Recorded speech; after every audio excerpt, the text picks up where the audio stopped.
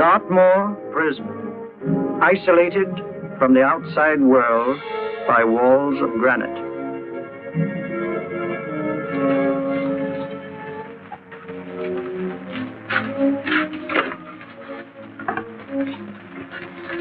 They say you could get out of here by merely telling what you know.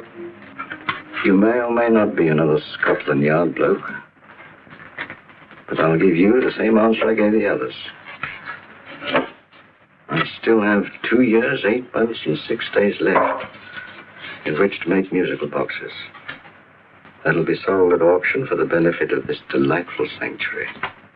And I intend to serve them.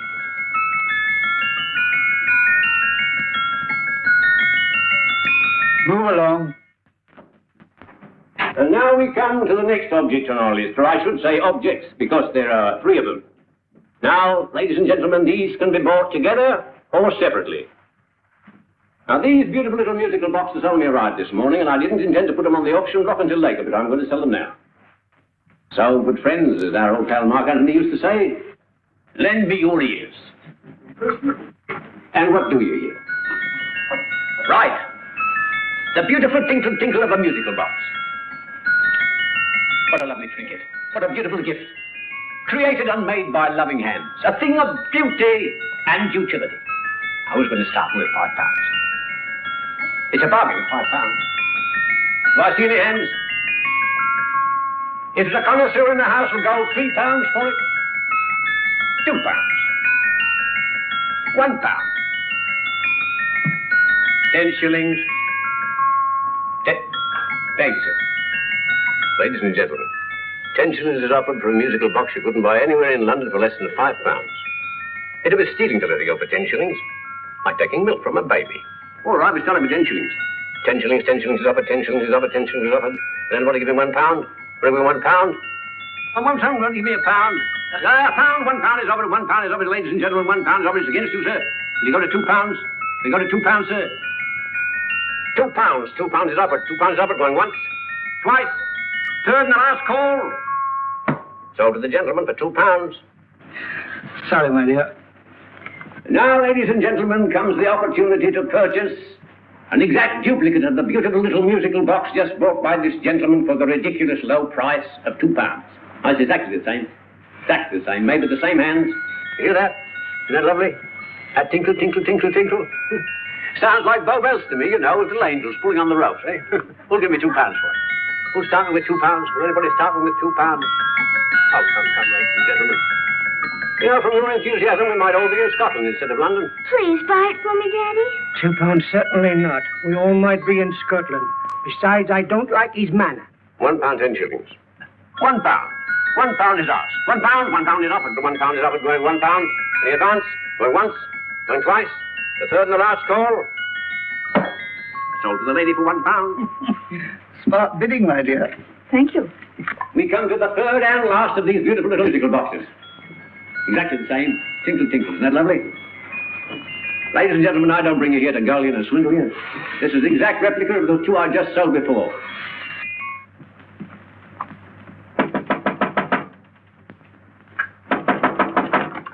We're closed. But this is extremely important.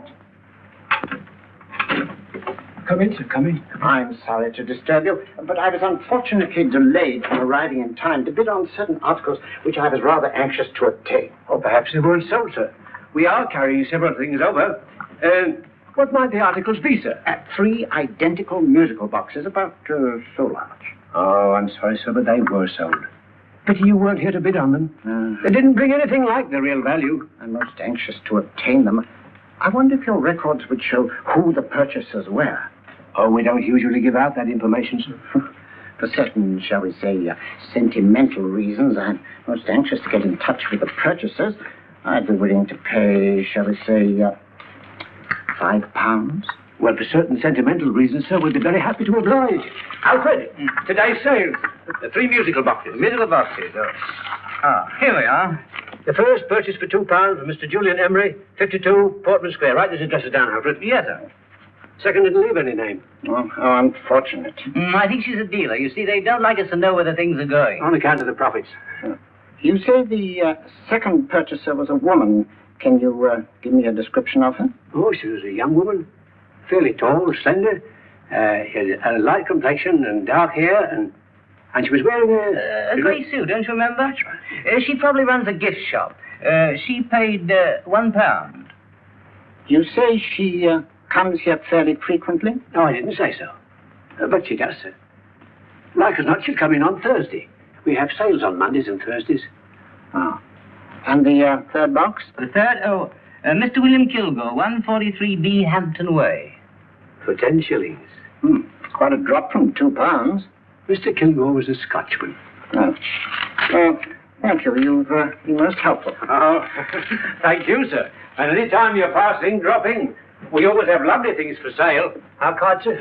Thank you. I'll be back Thursday.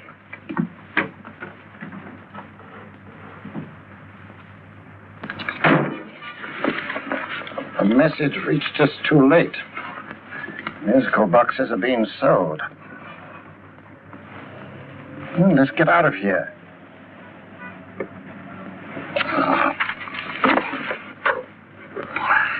Someday you'll go too far. Reaching for a star, you fool. Yet a fool may touch a star, Colonel Cavanaugh, if he but reach high enough. But not possess it as you would. The musical boxes, they've been sold. What a pity for you, my dear Colonel. Is it my fault that the message reached us only an hour ago? Is it my fault that they were sold? You can't hold me responsible for that. Hope for your sake you're right.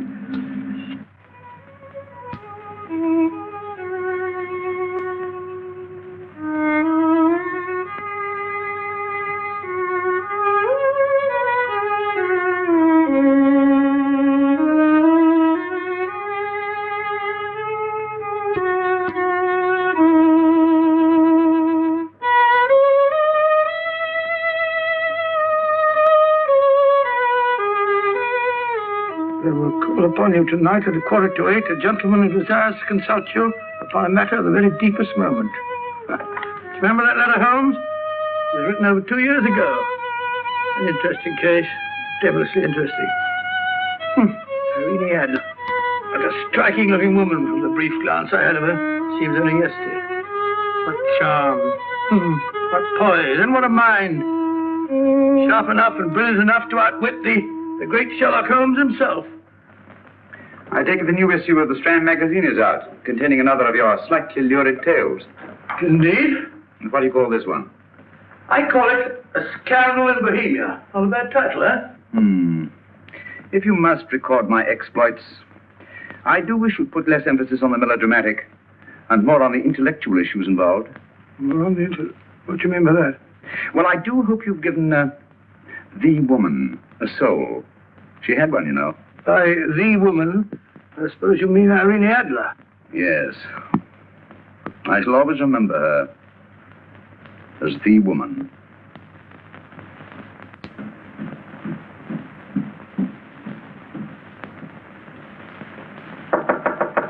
Sorry. I think. That little boy, how are you? How are you, old boy? I haven't seen you for years. I want you to meet my old friend Sherlock Holmes. Holmes, this is Stinky. In other words, Julian Emery. How do you do, Mr. Emery? Watson has often spoken of you. Oh, has he? Yes, we were at school together. Yes, more years ago than I care to remember, but you didn't come in here just to remind me of that. No, I just happened to be in the neighborhood and saw your lights burning, so I took the liberty of looking you up. Still writing your mystery stuff? Yes, there's a new one out this week. Good, I never miss them. Oh, good, thanks. I say that bandage makes you look very interesting. Still poking your nose into other people's business as usual? Who hit you? I haven't the foggiest notion. Somebody knocked me on the head in my own living room, and then proceeded to commit the most idiotic burglary you ever heard of. Fellow must have been balmy as a coot. Balmy? Why? Come sit down, old boy. Would you like a cup of tea? Huh? Oh, all right. I'll go and tell Mrs. Hudson. Yeah. Why do you say the robbery was idiotic, Mr. Emery? Oh, simply from the fact that with about £5,000 worth of musical boxes in my living room, the thief, who I caught in the act, made off with one that isn't even worth £5. I gather you're a collector of musical boxes. Yes, I am indeed. Some of them very beautiful, but not the one that was stolen. The thief evidently grabbed the first thing that came to his hand when he heard me coming into the room. Still, it's rather odd, isn't it, that having disposed of you, he didn't pick up something more valuable. Mm-hmm. Was there anything unusual about the stolen box? No, nothing at all. I picked it up in the south of France, several years ago. You say you have many valuable music boxes. And yet the thief made off with one that isn't worth £5. Sounds like rather an intriguing little problem. Well, I take it that he was just an ordinary petty thief and didn't know the value. That is a possible explanation, and yet I venture to say that the average petty thief has a more extensive knowledge of the value of objets d'art than the average collector. Well, anyway, that's gotten the odds theory. They didn't get very excited about it. That's consistent anyway. I wonder if I might see your collection, Mr. Emery. Oh, of course you could, yes. Nothing a collector likes more than showing off his trophies. When would it suit you? No time like the present. Good. My place is just round in Portman Square. Shall we? Yes, right. Hello? Where are you going? Stinky hasn't had his tea yet. Oh, I'm sorry. We're going round to my place, where I'm going to give you something better than tea. Now, this one was made for Louis XV, and is one of the very few still in existence from that period, and a particularly fine specimen at that. Charming, isn't it? Quite. It all sounded to me like a lot of mice running about on a tin roof. I'm afraid you have no ear for music, Watson. Give me a good old band playing a rousing march. You have all those silly little tweets.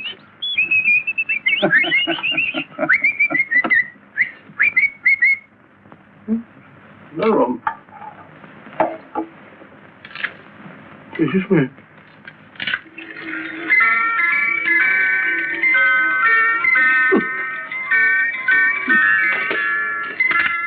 Stupid thing. Singing rabbit. What would you say offhand is the value of a box like that, Mr. Emery? Well, it's hard to say offhand, but I think we'll bring about £500 or £600 today. It's the gem of my collection. Yet a thief who steals an oddity like a musical box passes up one worth £500 for one of almost no value at all. Odd. Very odd. What was the stolen box like, Mr. Emery? Oh, just a plain wooden box about so big. Mm-hmm. As a matter of fact, I have one over here almost exactly like it. I picked this up yesterday at an auction room in Knightsbridge. Paid only £2 for it. Of course, I wouldn't in the ordinary way add one like this to my collection, but the tune intrigued me. I'd never heard it before.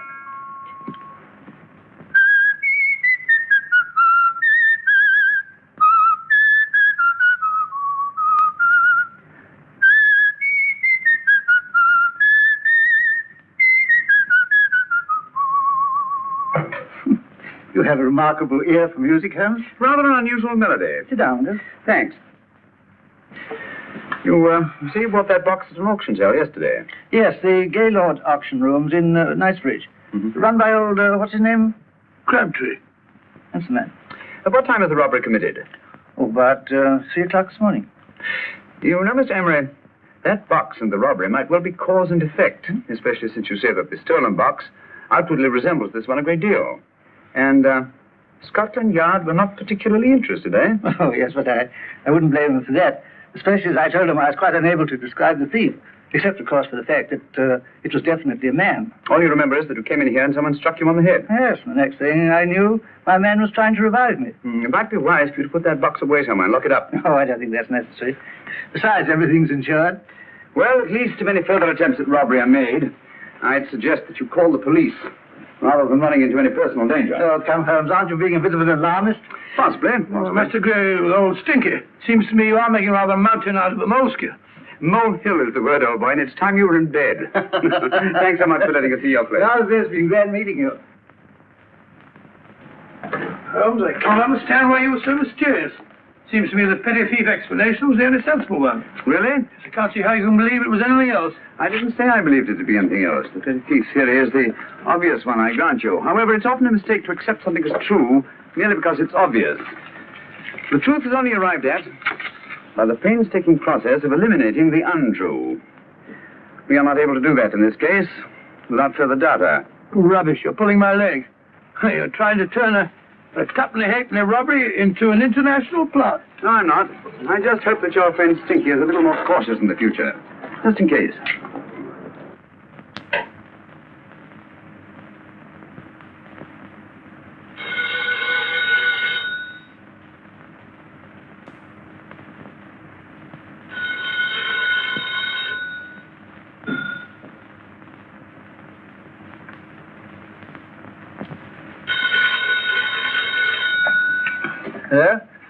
Yeah? Julian Emery here. Who? Of course I remember you, Mrs. Courtney. Yes, you're the one bright spot at that appallingly dull affair of Lady Sanford's. Huh? Of course it isn't too late to come round. Yes, I shall be delighted to give you a drink. I tell you what, come straight up and I'll leave the door unlatched. Right, well, 15 minutes? Good. I shall be counting each moment. No, I mean that, really. Right, goodbye.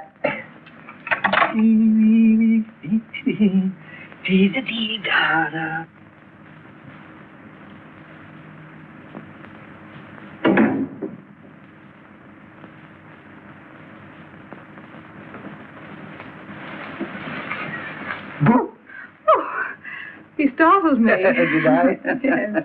Must be the pixie in me. I know I shouldn't have called you so late, but I was at a party just around the corner, and I remembered your invitation to see your collection of musical boxes. My dear Mrs. Courtney, the pleasure is all the greater for being so unexpected. My friends call me Hilda. Thanks. Mine call me Stinky. Thank you, how quaint. Oh, what a perfectly wonderful collection of musical boxes. You know, when you told me you had a collection, I had no idea it was so attractive. Yes. They appeal to the ear as well as to the eye. Oh, what a plain little one. Why, it looks just like a country cousin amid all this grandeur. No. You mustn't underestimate the country cousin. Only last night a burglar broke in here, and with all these to choose from, went off with one very much like it. Really? Yes, I don't mind the loss of the box so much, but I do resent this crack on the skull. But it makes you look so interesting. Oh, do you think so? Sorry, that's what old Fatso said. Fatso? I mean, Dr. Watson. He was here this evening with a friend, Mr. Holmes. He's interested in my collection, too. Sherlock Holmes? Yes. Do you know him? I've heard of him. Yes, he seems to think I'm in some sort of danger. What a haunting tune. It takes me right back to my childhood. Really? Still, I thought that you should be interested in that particular musical box. Odd. Why? Because Mr. Holmes is also interested in it. He may have been more interested in the tune than in the box. I guess, yes, that's right. I remember now. He whistled it note for note, having heard it only once. Really? He must be a remarkable man. Bit of an alarmist, if you ask me. Don't you believe in warnings? Of course not. Who'd want a box like that? I would. You're not serious. Oh, but I am. Well, you put me in a very awkward position. I'm a collector, you know. And a collector buys but never sells. But if the price were high enough... The price has nothing to do with it. It's the principle of the thing. Yes, well, we haven't had our drink. No, thanks. I must be getting along. Must you really? I'm afraid so. You're not walking out on me, are you? My reputation. Stinky. I say, you know, you are an attractive woman. Thanks.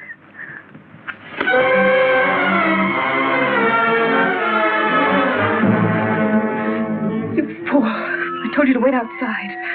What did you have to kill him for? All I had to do was walk out with it. He held you in his arms. Don't touch him. Don't touch anything. Now get out. I'm sorry. You're sorry. What about me? This is murder. What about Scotland Yard? What about Sherlock Holmes? Now get out!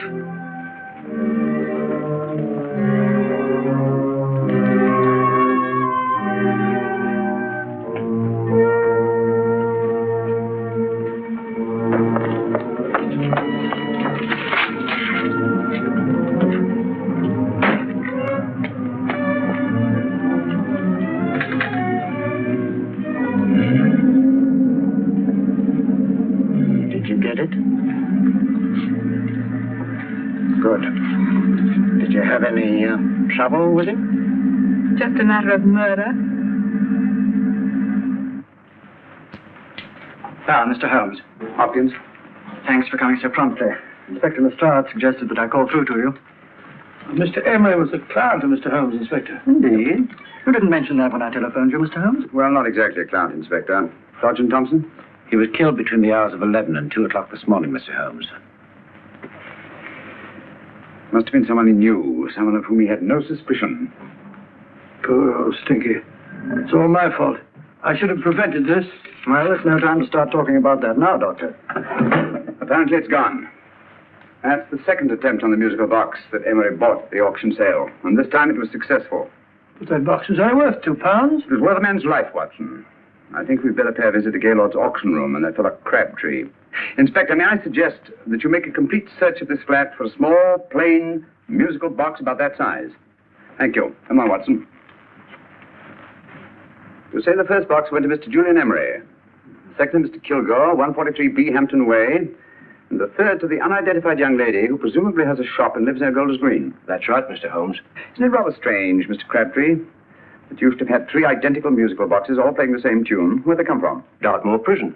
Dartmoor? Yeah, we get a regular shipment from there every month. The inmates manufacture them. Well, they make all kinds of things, pipe racks, waste paper baskets, musical boxes. Did you happen to notice if anyone showed any particular interest during the auction in the purchasers of these 3 boxes? Oh, come on, Mr. Crabtree. This is very literally a matter of life and death. Well, since you put it that way, Mr. Holmes, there was a gentleman came in here about an hour after closing time, and he was in an awful state, he was. He gave me £5 to tell him where the boxes had gone to. He said they had a sentimental value for him, sir. Expensive sentiment. Can you describe him? He was tall, distinguished looking, and he had grey hair and a moustache. He was quite a gentleman, sir. What was his reaction when you were unable to supply him with the address of the young lady who owned the shop? I told him the young lady usually come back on Thursday. He said he'd come back on Thursday. Now, that's tomorrow. Thank you, Mr. Crabtree. You've been very helpful. Thank you. Come along, Watson. Where are we going now, Holmes? To the home of Mr. Kilgore, and then aboard the third box.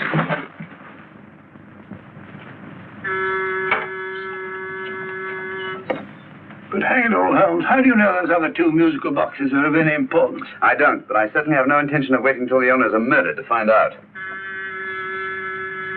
No one at home.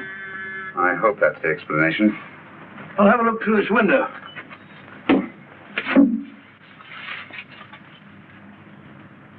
Doesn't seem to be anyone there. The whole place seems deserted as far as I can see. Yes. Mr. and Mrs. Kilgore at home? No. When do you expect them? Oh, in an hour or so. There's no use you're hanging about. They don't buy nothing from peddlers. Peddlers? My good woman, this is Mr. Sherlock Holmes. Sherlock Holmes? Oh, go on. Do you mind if we come in and wait? My business is rather urgent. Well, I've got to go out and do my shopping. And I don't know if Mrs. Kilgore like any strangers nosing about. Quite all right, I assure you. Well, I've got to be off. It's too late in the parlor. And no smoking either. Mrs. Kilgore said it smells up the house. Funny old girl, Holmes.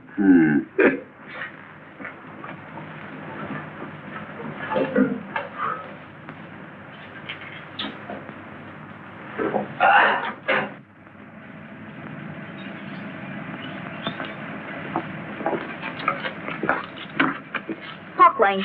Park Lane? And what would the likes of you be doing in Park Lane? Now, don't worry about the fares, Ducky. If you know how to get to Park Lane, up it.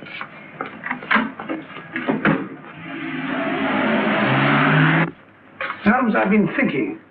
There must have been something hidden in that box of those stinkies. Stolen jewelry, possibly. What's up, Holmes? Listen. What's this, the steam in the water pipes?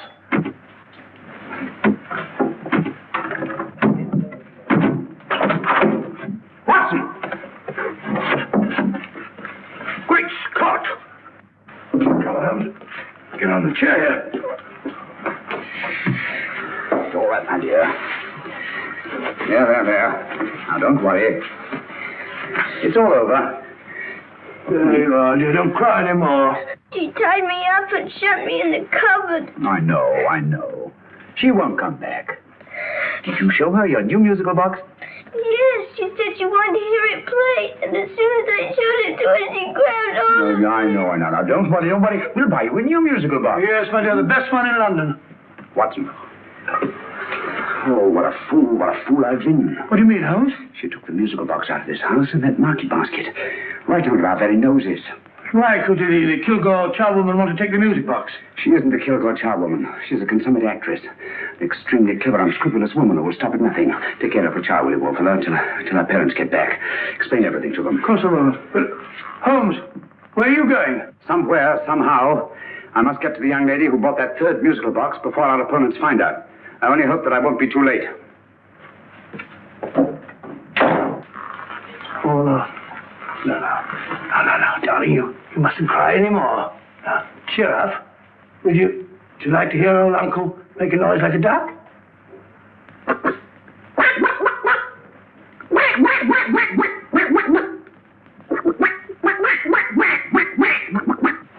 Oh, sorry.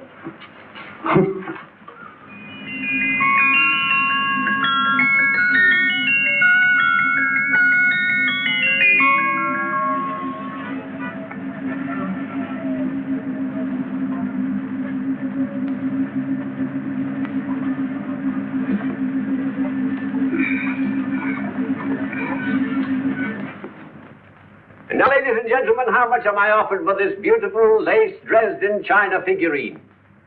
A lady of the French court. Now, this is the genuine article. What a beautiful ornament for your mantelpiece. Or you could use it as a centerpiece on the dining room table. Now, will somebody start me for £10? Will somebody start me for £10? £8? £7? All right, £5. £5 is offered, £5 is offered, £5 is offered, £5.10, £5.15, £5.15. £6 is offered, £6, going once, going twice, the third and the last call will be all done. Sold to the lady from Twickenham for £6. Next, we have a real museum piece, ladies and gentlemen. A fine 19th century doll. A costume and exact replica of the holiday clothes worn by the Hungarian peasant women. Now, ladies and gentlemen, an article like this will cost you from £15 to £20 in a West End shop. I'm not going to ask you for anything like that. Who'll give me £2 for it? £2.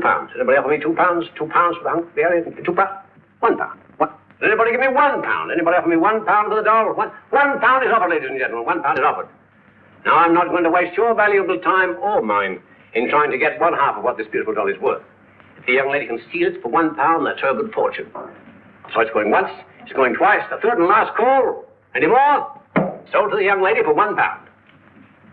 And now, ladies and gentlemen, may I draw your attention to something which may be a great surprise to you, worthy of any collection. The only other one like it is in the British Museum. It's a Ming vase of the 7th dynasty.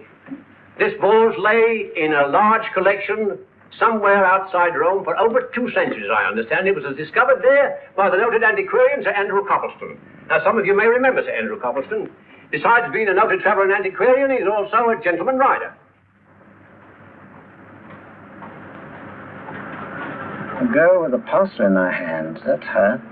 Are you sure that's the girl? Well, she fits perfectly the auctioneer's description. Follow her, Hamid.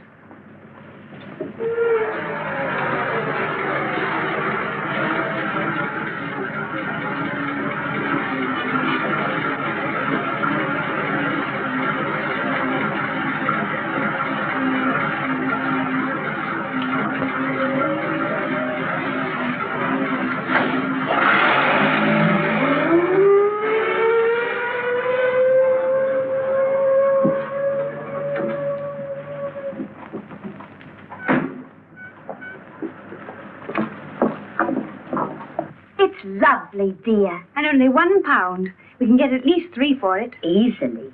I'll go make some tea. I could do with a cup. Right.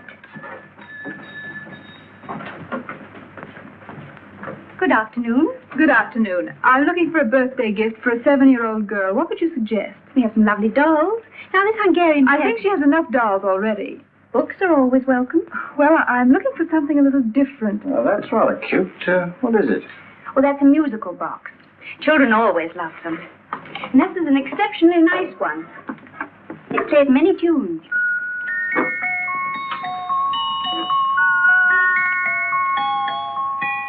Have you any others? Yes. If you'll just step this way. I have only 2 left.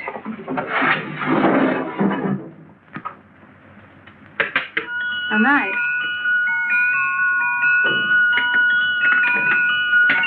Are you sure this is all you have? I'm sorry. They're rather hard to find, you know. That's our entire allotment. I did have one other, but I sold it earlier this afternoon. But it was only a plain wooden one. It wouldn't have been a very nice gift for a child. Really? Do you happen to know who the purchaser was? Why, yes. He left his card, just in case anyone should inquire for him.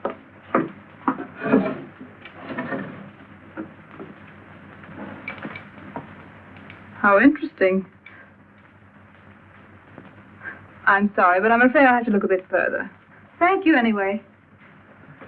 Good afternoon. Thank you.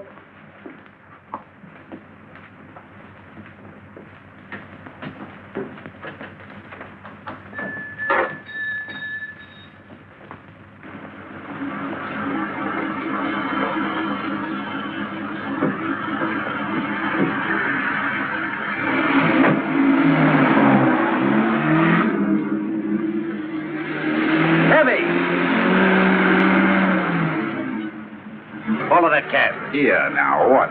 Scotland Yard. Office.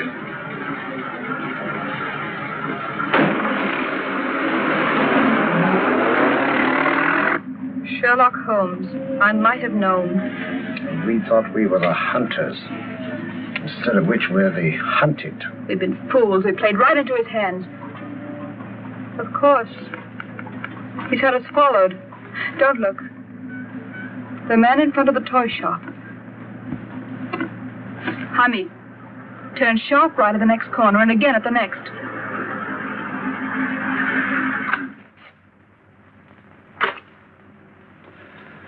No photograph of her, Commissioner. As I expected. She's not a known criminal. But how do you expect to know if you do find her? After all, she was disguised as a charwoman. Don't worry, old fellow. If I ever see her again, I'll recognize her. Well, it won't be long till we know who they are and from where they operate. Who's covering them? Sergeant Thompson's following them, sir. They won't get away from him. He's a good man. We could have arrested them at Clifford's toy shop if we had any proof. But we know that they killed Emery. Proof, my dear fellow. We must have proof. We've x-rayed it, sir. There's nothing whatever concealed in the box. We'll have a look at the plates.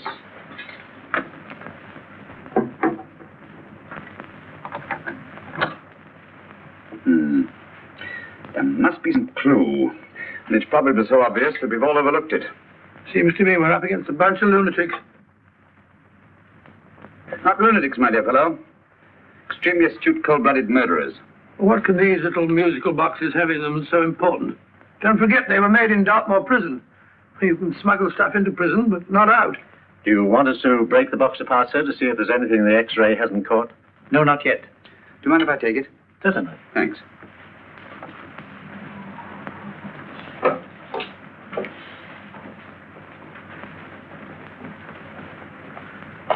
The governor of Dartmoor Prison informed us, sir, in answer to Mr. Holmes' question, that all three musical boxes were made by the same convict, John Davidson, serving a 7-year term, sir. Davidson? The Bank of England plates. That'll be all. Yes, sir. Now we're getting somewhere. Wait a minute. How did you know about the plates, Mr. Holmes? I'm a student of crime, Inspector. I make it my business to know about such things. And when the name of Davidson was mentioned... Well, who is this fellow Davidson? As long as Mr. Holmes seems to know all about it already, I suppose there's no harm in telling you. 2 years ago in London, there occurred a robbery of such tremendous importance, although the stolen articles themselves have no intrinsic value whatsoever, that the Home Secretary was instrumental in seeing that not a word of it appeared in any newspaper. But you never told me anything about this, Holmes. You were away at the time. Articles of no intrinsic value and yet of such importance? I don't understand. Davidson was apprehended within 15 minutes of committing the theft. But by that time, he'd hidden the articles in question and they've yet to be found. Before going further, Dr. Watson, I must inform you that this matter's not to be mentioned outside of this room. Of course not. Do I look like a man who gossip? Let's not go into that now, old fellow, shall we? Davidson had been employed for years in a position of extreme trust by the engravings department of the Bank of England. The articles he stole were nothing less than a complete duplicate set of plates for printing £5 notes. What? The Bank of England's own plates? Precisely. And with those plates, a gang of crooks could flood England with £5 notes, not forged in the usual sense of the word, but notes undetectable from genuine Bank of England notes in any way whatsoever. Good heavens. Any whisper at all might have resulted in enormous damage in shaking public confidence in the Treasury. We tried everything after we arrested Davidson. Offered him a shorter sentence if he'd tell us where he'd hidden the plates. Why, we even put in Scotland Yard men with him as cellmates, but no results. Obviously, Davidson is a man of strong character and infinite patience. Yet suddenly he feels impelled to smuggle out the secret of the hiding place of the plates to his confederates. Why? I don't understand, Mr. Holmes. Well, for example, has the Bank of England made any plans to radically change the design of the £5 note so that in, say, 7 years from now, notes made from the stolen plates would be worthless? Confidentially, Mr. Holmes, such a move was discussed. But replacing all the £5 notes in circulation would be such a Herculean task that nothing's been done about it as yet. I see. Of course, there is another possible explanation. Davidson didn't have much time to find a hiding place before he was captured. He may be afraid that the plates will be accidentally discovered before he's released. Hence his anxiety to communicate their whereabouts to his confederates as soon as possible. I believe you've hit it, Mr. Holmes. I'm sure that the message is contained in this musical box. Or rather, in all three musical boxes, since possession of all three seems to be essential. Our opponents have 2/3 of the puzzle, we have 1/3. Well, what are you going to do, Holmes? Try to deduce the message from the 1/3 that we have.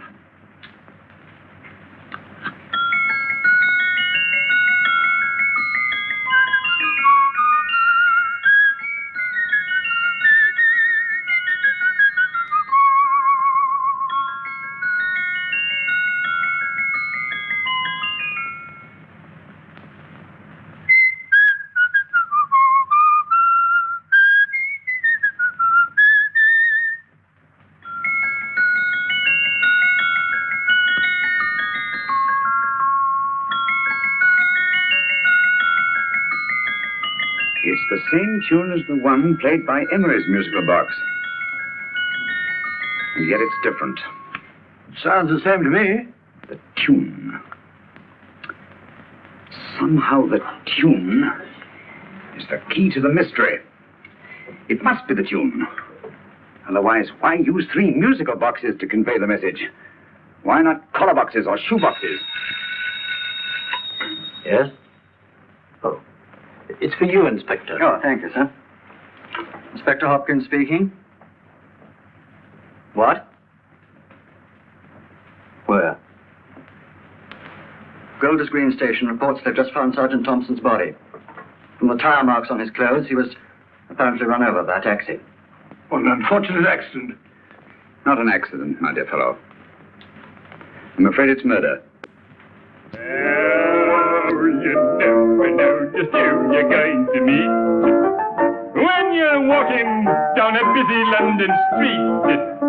Mrs. Orchid to Mrs. Brown, any subject of the crowd. Oh, you never know just who you're going to meet.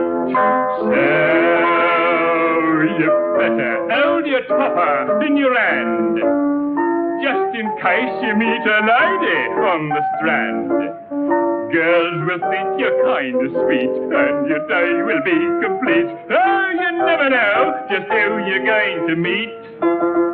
Now a gentleman is judged by his appearance. Yes, a gentleman is judged by how he talks. Now he's much better off when he's acting like a top, especially if he's taking him a walk. What on earth is this outlandish place? A rendezvous for actors. Actors? Buskers, old boy. You've seen them 1,000 times. Actors who entertain the queues, waiting outside theaters. You never know just who you're going to meet when you're walking down a busy London street. So you better wear your best, advise to look your best, 'cause you never know just who you're going to meet. So you better keep your manners right in view, just in case the line gives a how to do. Keep your trousers in a pleat, shine your shoes and keep them neat, 'cause you never know just who you're gonna meet. Blimey. Mr. Holmes. How are you, Joe? Never met him. And yourself? Fine, thank you. I want you to meet a friend of mine, Dr. Watson, Joe's sister. Oh, well, any friend of Mr. Holmes is a friend of mine. Hi, Joe. You did me a good turn once that I'll never forget. Yes, I cleared Joe of a most unpleasant charge. Murder, no less. Oh, really? By proving to the satisfaction of the police that he was busy at the time blowing open someone's safe. That's right, Governor. Good gracious me. Joe, now you can help me. Come on, buzz off, buzz off. Come on, off it, off it. Can't a gentleman have some peace and quiet around here? You too. There you are, Mr. Holmes. Now we can have some peace and quiet around here. Thank you, Joe. There's £5 in this for you. Well, I wouldn't want to take it on myself, sir, but I can get somebody to do it for you for half of that. You don't know what the job is yet. For £5? Murder, ain't it? What? No, Joe, not murder, just music. I want you to identify a song for me. Oh, there ain't a song that's been written that I don't know. That's why I came to you. Of course, the violin is more my instrument, but, oh well. Here we go. Now listen to this, Joe.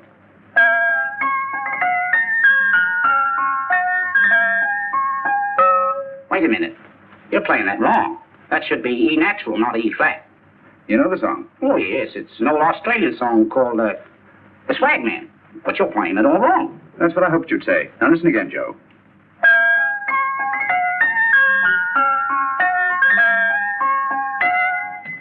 That's the same tune, all right. But you're making different mistakes than you did the first time. No, not mistakes, Joe. Call them variations. Here, play the song for me, will you, the way it's written.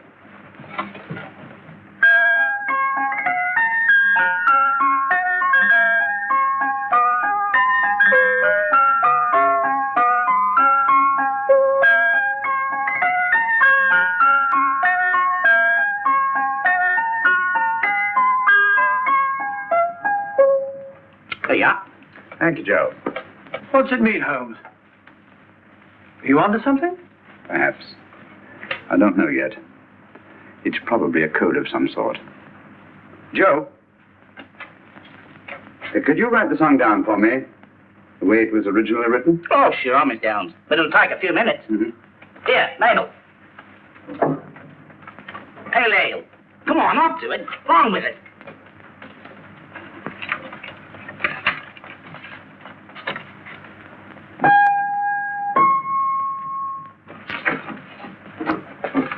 Well, obviously it isn't the lyrics. No combination of those words made any sense at all. The variations in the way Emery's musical box played the tune are different from the variations in the one we have. You sure? Quite. You see, I took the trouble to memorize the tune as played by Emery's box that night we were with him in his flat. Holmes, you amaze me. Elementary, my dear fellow. One of the first principles in solving crime is never to disregard anything, no matter how trivial. But why are 3 boxes? Why not 1? Because the message was obviously too long to be conveyed by any one variation.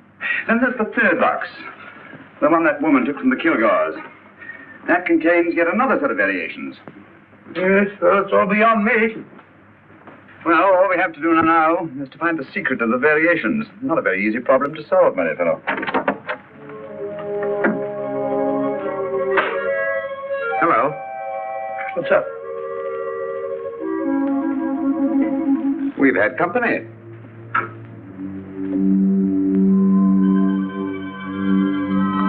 say, this is outrageous. Ask Mrs. Hudson to come in here, will you? Right.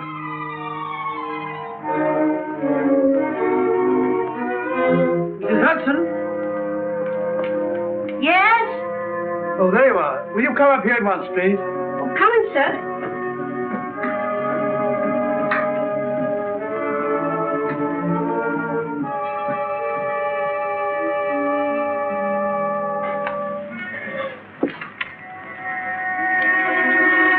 Mercy me, Mr. Holmes. What has happened? Who called while we were out, Mrs. Hudson? Just a young lady. The one who said you wanted her to wait for you. And a nice-looking old gentleman with Our her. friends again, Watson. Friends? What did the young lady look like? Oh, I couldn't see her face. She had a heavy black veil on. But she had such a nice way with her. Oh, I'm sorry, Mr. Holmes, if I've done anything wrong. But you did say I should always let clients come in and wait for you.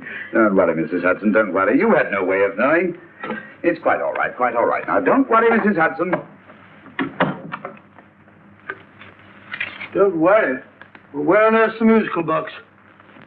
They didn't get it. Didn't get it? Where is it? It's in your hand. Huh? In that biscuit jar. Take the biscuits off the top. Now, put your hand inside, and you'll find the music box. Well done, Holmes. Well done. Amazing.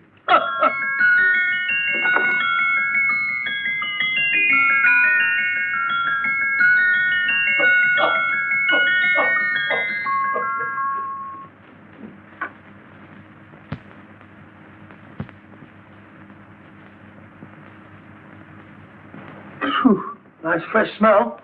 Like a pub after closing time.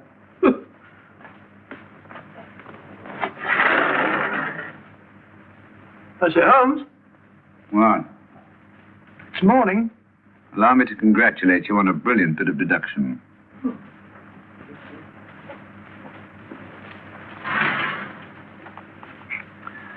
It's not a transposition, not a polygraph transposition, not a trigraph, nor any known form of decoding. How about the Morse code? Have you tried that? Yes, at about 3 o'clock this morning. I'm sorry, old man. I was only trying to help.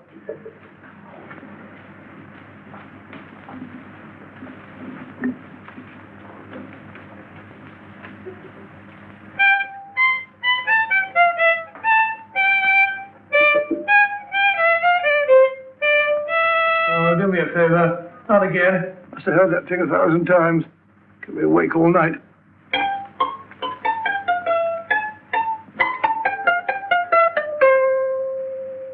Not a very distinguished composition, I grant you.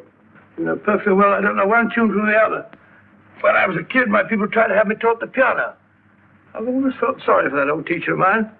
The poor old girl finally reached the point of numbering the keys for me. 1, 2, 3, 4. Even then, I never progressed beyond it. Numbering the keys, Watson. The 19th key of the keyboard is the 19th letter of the alphabet. S. Here. Write it down when I give it to you, old fellow, will you? The first altered note. Write S first. Now, the 8th key is H. The 5th key, E. The 12th key, L. The 6th key, F. S-H-E-L-F. Shelf. Your piano lessons were not in vain, old fellow. You've solved it. Thank you. Thanks, old man. Oh, Liz. We now have 2/3 of the message. Behind books, third shelf, secretary, Dr. S. Presumably, these are the first and second portions of the message. And this gang has the first and third parts of it. Precisely. Then it's a stalemate? Yes, Commissioner, but we can't leave it like that. There's no doubt in my mind that they'll try to secure our third of the message that's missing. Well, I assume you've taken every precaution to guard the Clifford music. Oh, yes, it's carefully hidden at Baker Street with Dr. Watson on guard. However, I'm reasonably certain that, difficult as it may be, we can find the plates even without the missing part of the message. Behind books, third shelf, secretary, Dr. S. Well, outside of the fact that Davidson hid the Bank of England plate somewhere in London, Mr. Holmes, I don't see that we've progressed at all. Allow me to point out to you, sir, the key words, Dr. S. It looks as if the plates were hidden in the house of the doctor. Whether S stands for his first or last initial remains to be determined by a process of elimination. Well, there must be 10,000 doctors in London with S for a first or last initial. Precisely. And every one of them will have to be questioned in person. That's why I say this is a task for Scotland Yard. It's a task, all right. But Scotland Yard has searched worse haystacks and found a needle. Well, for the time being, I'll leave the matter in your hands, gentlemen. We'll call you if and when we get a lead on our mysterious Dr. S. In the meantime, I intend to follow up a little clue concerning a cigarette.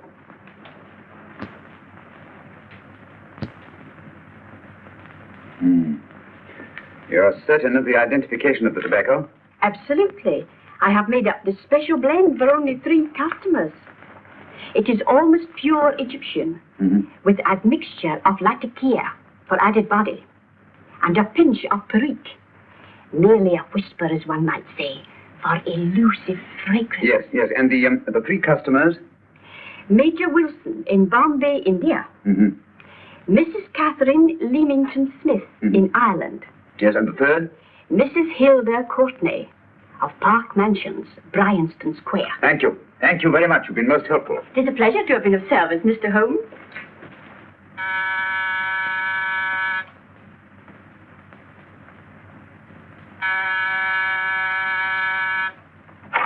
Yes? Mrs. Courtney? Yes. My name is Sherlock Holmes. Oh, do come in. Thank you. I've heard of you, of course, Mr. Holmes. I believe we have a mutual friend in Sir Edward Brookdale. He's spoken to me of you quite often. Indeed. And to what good fortune am I indebted for this visit? I think you know Mrs. Courtney. Well, I did get a summons for speeding last week. But outside of that, I don't think I'm of any interest to the police. Oh, come now, Mrs. Courtney. You seem to forget that you and I have met before. I'm sorry. I'm sure I would have remembered meeting the great Sherlock Holmes. Please sit down. Thank you. You say we met before? Yes. At the home of Mr. and Mrs. Kilgore, 143B Hampton Road. Kilgore? I don't think I know anyone of that name. Well, I didn't say you knew them. As a matter of fact, you called on them when they were out. I don't understand, Mr. Holmes. Really? And you were dressed rather differently. Indeed. Cigarette? Thank you.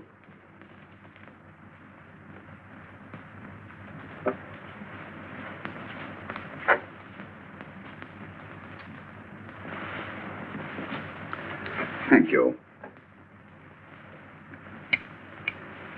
You know, Mrs. Courtney, people generally forget in assuming a disguise that the shape of the ear is an almost infallible means of recognition and identification to the trained eye. Evidently you've mistaken me for someone else. Oh, no, not at all. Though naturally I expected your denial. But when you paid your visit to my rooms at Baker Street, you carelessly left behind another identification. They're, identical, aren't they? Yes, I must admit they are. You see, Mr. Holmes, to catch one as clever as you, I had to use a very special lure. I knew you'd be unable to resist the bait of my cigarette, having read with great interest your monograph on the ashes of 140 different varieties of tobacco. I should advise you not to move, Mr. Holmes. I must congratulate you on your ingenuity, Mrs. Courtney. It was indeed a brilliantly designed trap. Thank you, Mr. Holmes. Praise from a master is indeed gratifying. I shall always cherish the memory of your flattering words. Memory? Precisely. I'm afraid these gentlemen have a most regrettable task to perform. Unless, of course, you care to turn over the missing musical box with your pledge to take no action against us in the future. I'm afraid that will be impossible. I thought that would be your answer. Hamid! Careful! Careful. There's no need to be unnecessarily rough with our distinguished guest. You realize, Mr. Holmes, that your demise will not take place here. The corpus delicti, you know. Well, naturally. Shall we go? It's so fearfully awkward having a dead body lying about. Don't you agree, Mr. Holmes? Another dead body shouldn't weigh too heavily on your conscience, Mrs. Courtney.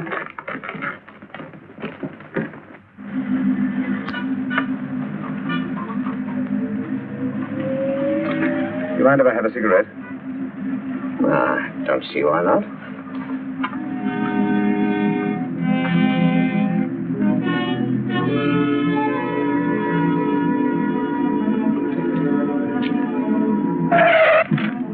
Be careful, Hamid. It's the brakes they bind.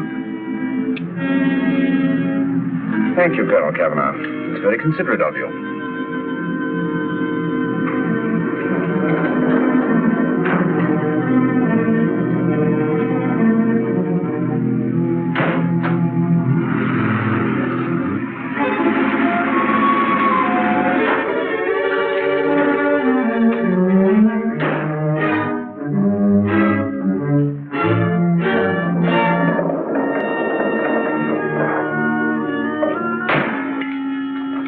You'll be happy to know, Mr. Holmes, that your death will be a painless one.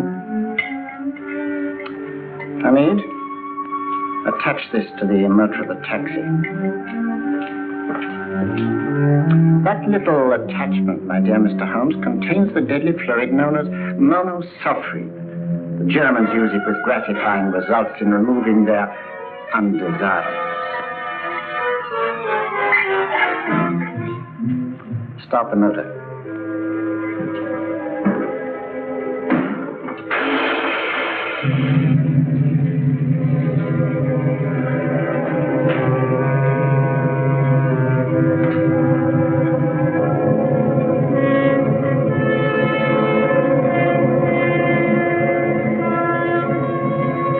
Tape his mouth.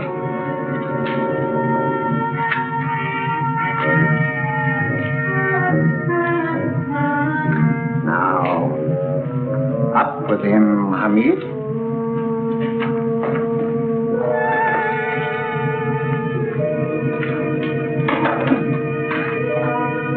Find yourself like Muhammad's coffin, Mr. Holmes, suspended between heaven and earth. Plenty of fuel in the tank?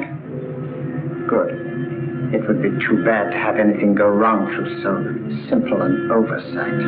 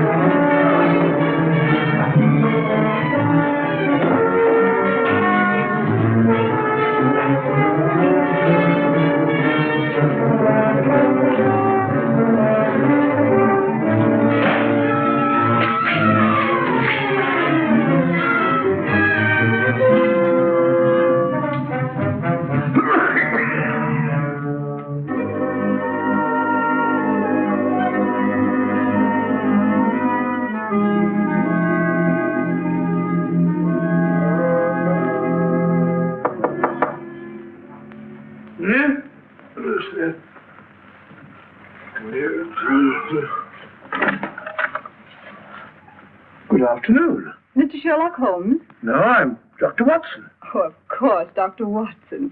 How stupid of me. Oh, so, this is stupid of me. Won't you come in? Well, I really came to see Mr. Holmes. Oh, I'm afraid he's out. I don't know when he'll be back. Perhaps there's something I can do. Oh, won't you sit down? Thank you. You know, Sherlock Holmes and I have been engaged on a great many cases. Oh, really? Yes, indeed.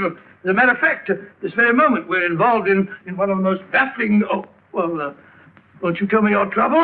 I may be able to help you. It's very kind of you, Dr. Watson.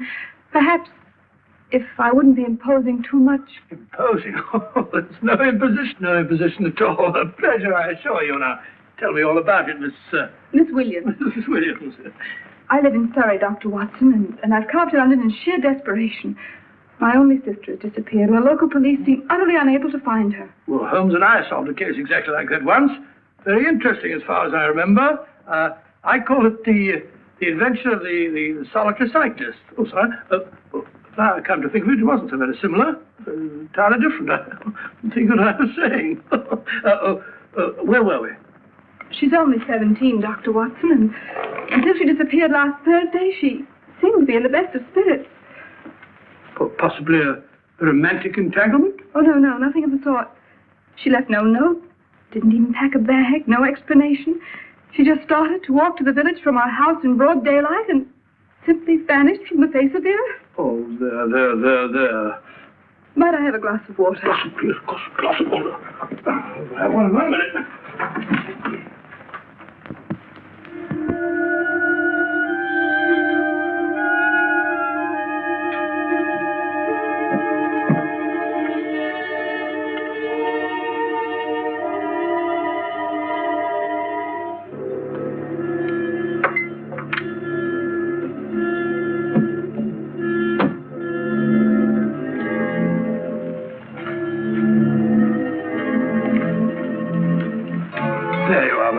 Thank you, Dr. Watson. No, you're not to cry anymore. You must pull yourself together. Oh, I feel much better already knowing that you're going to help me. Oh, Dr. Watson, look! Good heavens!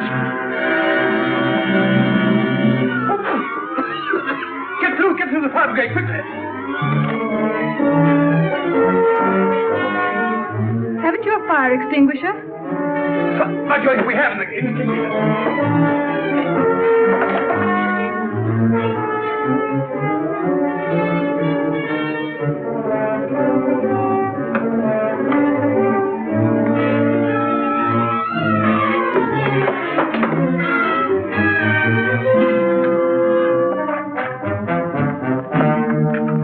Don't you worry, Miss Williams. We'll have this thing out in no time.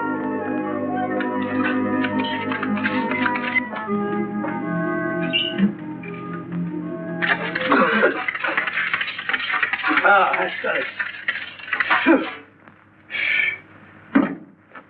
Get to bear. Well, you see, there was no need for the fire brigade after all. I hope you weren't too frightened, Miss Williams. Gone. That's the trouble with women. They always lose their heads in an emergency. Well... a musical box. Great Scott! Miss Williams! Well? Good. And Holmes? By now, Mr. Holmes has no doubt exchanged his violin for a harp. Always assuming that heaven is his destination. And now that we have the missing musical box.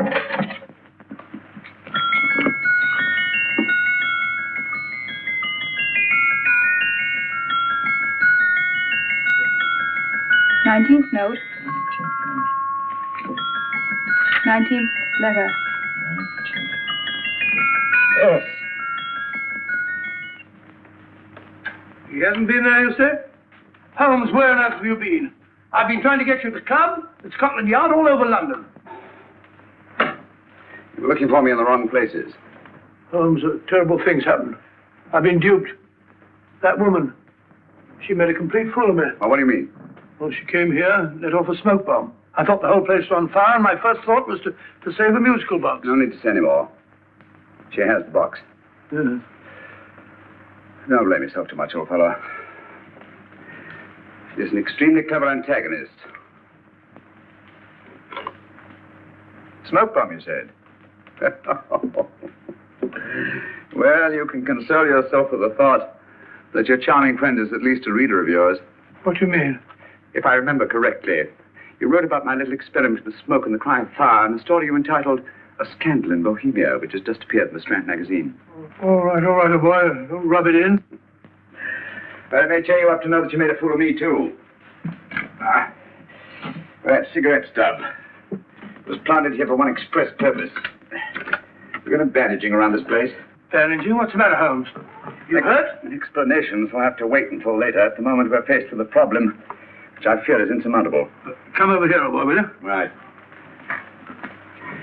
Our opponents are in possession of all three parts of the code. And here are we, while the Bank of England plates pass into their possession. Cheer up, old fellow, cheer up.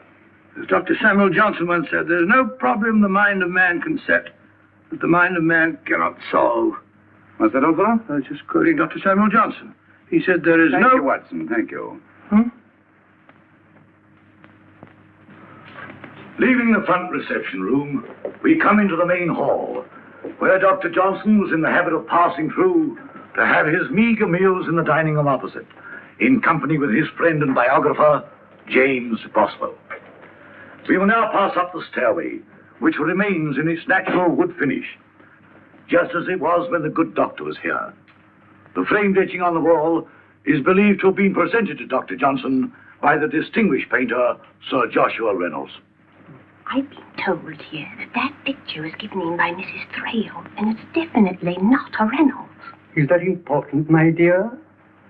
Oh, I'm sorry. This way, ladies and gentlemen, please, this way. Move along, children, move along. The secretary's not on this floor. Patience, Hamid. I've a feeling... My dear Colonel, with Sherlock Holmes out of the way, what could go wrong?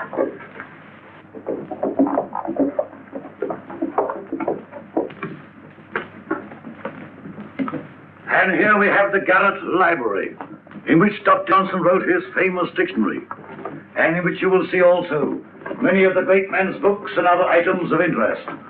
Step forward, ladies and gentlemen, please, step forward. Standing in the corner is the secretary, which contains many of the original works by the literary genius. On this table, Dr. Johnson's cat, Hodge, used to sleep while his master worked. A strange thing about this cat, ladies and gentlemen, was its love of oysters. They do say that the dear doctor often went hungry to find the cat that delicacy. What a pity. Now we will visit the grey room, which is immediately below us, in which you will see the very bed in which Dr. Johnson died. What did he die of?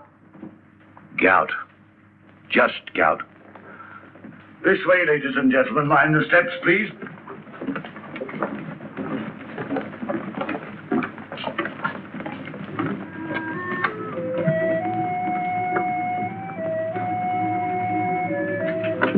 Your keys.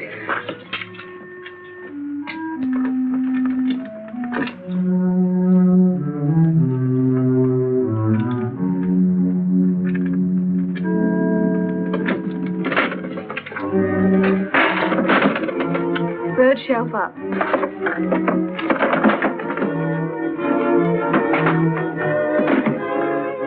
The knife.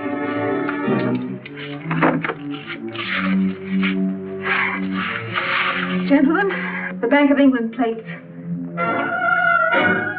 Well, Mrs. Courtney, so we meet again. No, I shouldn't do that if I were you, Colonel Cavanaugh. I must congratulate you, Mr. Holmes. You're far more clever than I thought. Thank you, Mrs. Courtney. Praise from you is indeed gratifying.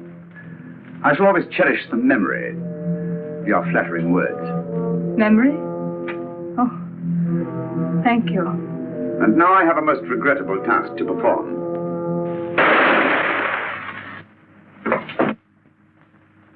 Holmes! Coming, Holmes! Holmes! You all right?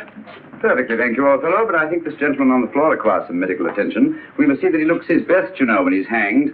Take them in charge.